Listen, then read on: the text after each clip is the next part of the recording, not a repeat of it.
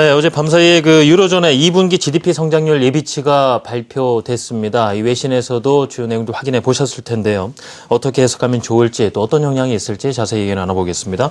BS투자증권 투자전략부 홍승표 부장 나와 계십니다. 부장님 안녕하세요. 네, 안녕하세요. 예.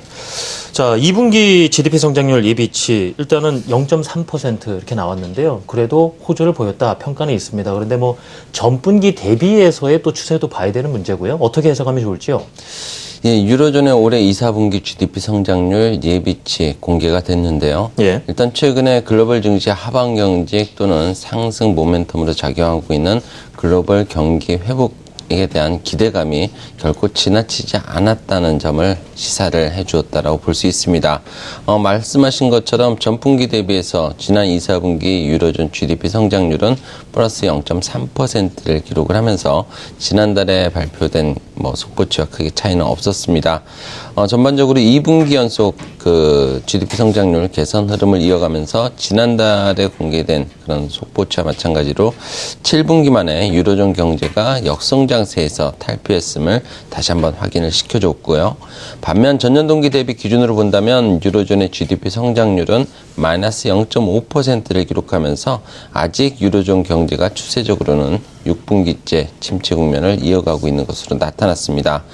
물론 부동산 시장이 부진을 면치 못하고 있고 또 고실업률 등 이런 고용시장의 뚜렷한 호전이 뒷받침되지 못함에 따라서 유로존 경제의 역성장세가 아직까지는 이어지고 있는 상태지만은 일단 전년 동기 대비로 본다면 지난 1, 4분기보다 역성장세가 완화되었고 또 지난달에 발표된 속보치 마이너스 0.7%보다 0.2%포인트 개선된 수치를 공개했다는 점, 상향 조정되었다는 점을 고려한다면 향후 경기 개선에 대한 기대감 충분히 유지 가능할 것으로 판단이 됩니다. 예.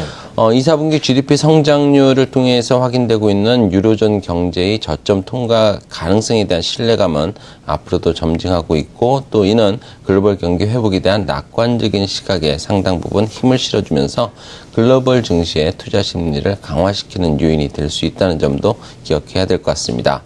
현재 전년 동기 대비 올해 3, 4분기 GDP, 유로존의 GDP 성장률의 컨센서스는 마이너스 0.6%로서 7월 말보다 일단 0.05%포인트 정도 개선된 그런 수준에서 형성이 되어 있고 또 4, 4분기 GDP 성장률 유로존의 컨센서스도 7월 말보다 0.1%포인트나 개선된 플러스 0.2%에서 형성되면서 유로존 경제와 올해 4, 4분기에는 전분기와 전년 동기 대비 모두 역성장세에서 확실히 탈피할 것이라는 쪽에 무게를 두고 있는 상황입니다. 최근에 다른 경제 지표도 유로존에서 잘 나오다 보니까요. 경기 개선에 대한 기대감이 많이 있는 상황이거든요. 그렇다면 2분기 또 GDP 성장률 봤을 때도 그런 기대감이 좀 더 강화되는 쪽으로 생각을 해도 괜찮다라는 말씀이신가요? 예, 일단 시장의 컨센서스는 3, 4분기까지는 전년 동기 대비로도 역성장세를 불가피하겠지만 4, 4분기에는 플러스 성장세로 돌아설 것으로 예상을 하고 있기 때문에 하반기 후반으로 갈수록 유로존 경제 모멘텀은 좀 더 강화될 여지가 분명히 있다라고 볼 수 있습니다. 예. 대략 두 가지 정도로 그 가능성 예상을 해볼 수 있겠는데요. 우선 그동안 재정위기 여파로 인해서 위축되었던 유로존 경제 주체들의 심리가 개선되고 있다는 점, 하반기 후반으로 갈수록 유로존 경기에 대한 기대감을 갖게 하는 부분입니다. 유로존 경제 주체들의 투자 심리가 회복 조짐을 보이고 있다는 점은 순환적인 요인에 의해서도 유로존 경기의 개선 가능성을 높여줄 수 있는데요. 유로존 경제 기대 지수를 보게 되면 작년 10월, 즉 작년 4, 4분기 이후에 꾸준히 우상향하는 흐름을 이어가고 있습니다. 유로존 경제 기대 지수가 유로존 GDP 성장률과 추세적으로 매우 유사하게 추이하고 있다는 점을 고려한다면 일단 유로존 GDP 성장률은 앞으로도 추가적으로 우상향하는 흐름을 이어갈 가능성이 상당히 높아 보이고요.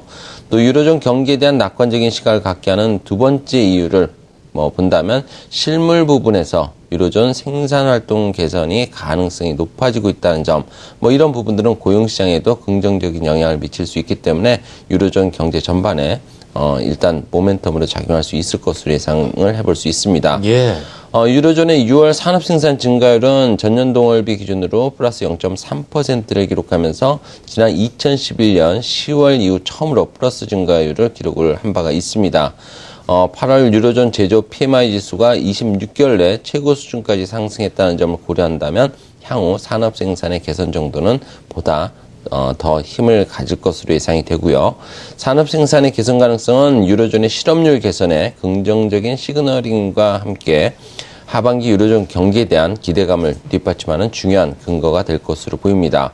특히 향후 유로존 경기 모멘텀 강화 가능성은 우리나라의 대유로존 수출 개선 가능성을 지지해주면서 하반기 우리나라 경기에 대한 신뢰감도 높여주는 효과를 가질 것으로 예상이 되고요.